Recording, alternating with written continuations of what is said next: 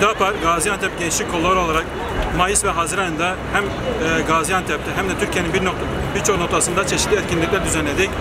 Gençlerimize Hüdapar'ı anlatmaya çalıştık. Bugün Gaziantep'te Balıklı Parkı'nda halkımıza Hüdapar'ın gerek yerelde ve gerek ülke genelindeki sorunlara, problemlere karşı bakışını anlatmaya çalıştık.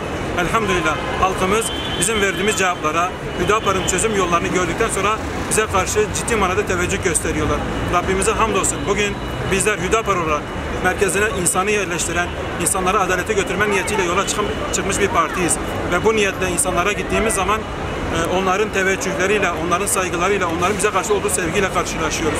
Ve gün be gün partimize karşı olan teveccüh büyüyor ve gün be gün Hüdapar'ın sesi duyurmaya inşallah devam edecektir. İnsanlar şu an ekonomi olarak problem yaşıyorlar. Gerek ürün alma noktasında, halkın alım gücü noktasında problemler yaşıyorlar. Bizler onlara partimizin ekonomiyle ilgili, iktisadi manadaki problemlerine karşı çözüm yolları anlattığımız zaman bunlara karşı memnun oluyor ve aslında ikna oluyorlar. Şu anki mevcut hükümetten olsun, iktidardan olsun çözüm beklerken maalesef onlardaki bu siyasete, bu insanların halkın problemlerine karşı eğilme işleri onları huzursuz veriyor.